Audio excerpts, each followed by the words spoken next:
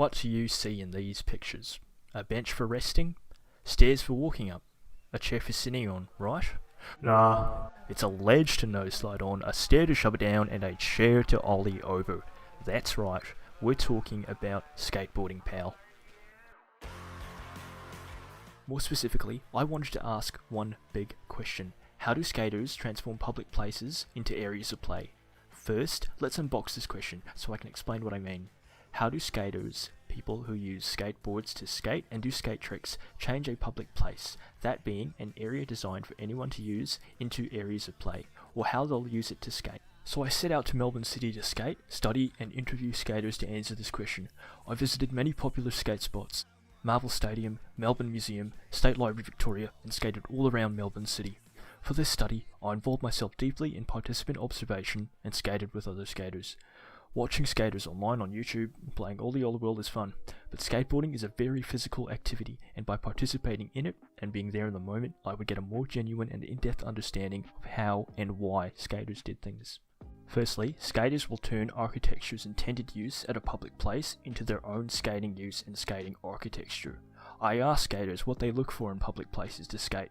One thing in common that was highlighted was the importance of a place's flat ground. I look for the smoothest, nicest flat ground I can find. Got a nice flat over there. If it's a flat, smooth ground, then it would be perfect for skating. The smoothness and the quality of the ground is important to skating public places, as it makes the skateboard's wheels a smoother and easier ride on smooth concrete or marble flat ground than if it were rocky and sharp.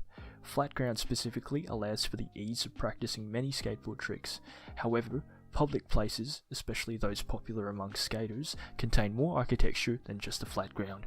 In his book, Skateboarding Space in the City, architect historian Iain Borden talks about skate parks in the 70s and 80s and argues that the successful ones were very much directed to the space of the body, particularly its movement as flow, stall and turning. This idea from Borden about space in relation to the body and its movements can not only be seen at skate parks, but also other public places. A public place might have benches, stairs, chairs, and any number of pieces made for public use or viewing.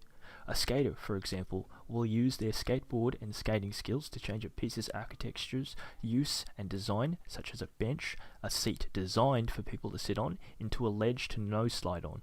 During my time watching skaters, I saw ollies over benches, no slides onto benches, shove-its downstairs, and many more tricks I could list, but suffice to say, the only limit to a skater's transformed use of architecture is their skill and creativity with their skateboard.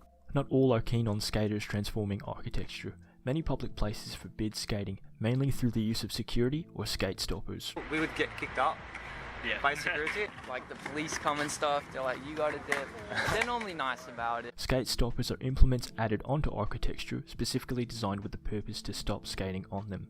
They look like small brackets or blobs of metal sticking out from the handrails or bench ledges. Both security and skate stoppers do little more than discourage determined skaters. Security isn't always on the premise, which is why you'll still see skaters at no skateboard spots like the State Library. Skaters still grind ledges at Melbourne Museum, despite the ledges having skate stoppers. Places may have been designed not to be skated, but rarely does it stop skaters from skating them. A skilled skater can often circumvent the additions meant to stop them through their determination and skill. But skating is hard, very hard. Like, I've been practicing the same trick for the past 4 weeks hard. It can also be dangerous, like this. And over time, those injuries can stack up. I tore ligament twice in that, 3 times in that, also fractured that ankle, broke that arm, dislocated this shoulder. But all in all, the difficulty and potential risks that come with it are all a part of the journey. Skaters will put themselves through many failures to improve their mastery of skateboarding. During my research, I stumbled upon the skating group Olliefans Melbourne on Instagram. Instagram had been a great way for skaters to show off their skills and proficiency with skateboarding and skate tricks, but Olliefans Melbourne was putting itself online not only as a showcase for the skills and talents of its members, but to help and recruit new or beginner skaters and give them a friendly environment to progress in. I skated with Olliefans for about 4 sessions and got to experience firsthand the resilience and determination of skaters skateboarding. If someone didn't land a trick, they'd try again. If they fell over, they'd get back up. Very rarely does a new skateboard trick get landed on the first try. Through this, we can create a feedback loop to identify this practice. First, a skater will attempt a new trick. They'll fail, maybe even injuring themselves in the progress. Then they'll attempt the trick again, possibly with modified movement or behaviour, until they successfully land their trick.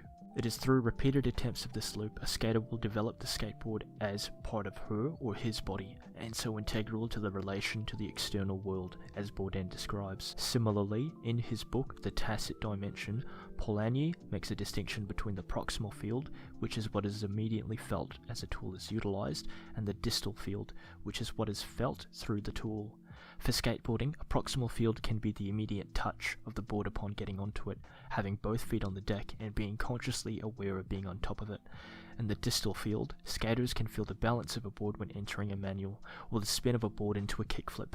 Combining both of Borden and Polanyi's perspectives, we can see that the mastery of skateboarding not only involves consciously knowing the specifics of a trick, but also the repeated attempts, failures, and successes of practice to develop the skateboard not only as a tool or a vehicle separate from a skater, but an extension or addition to themselves that they'll know like the back of their hand. So, to answer the earlier question, and to summarise everything, to transform public places into areas of play, skaters turned architecture's intended use into a skateboarding intended use through their skills and determination of skateboarding, and they circumvent the designs that try to stop them.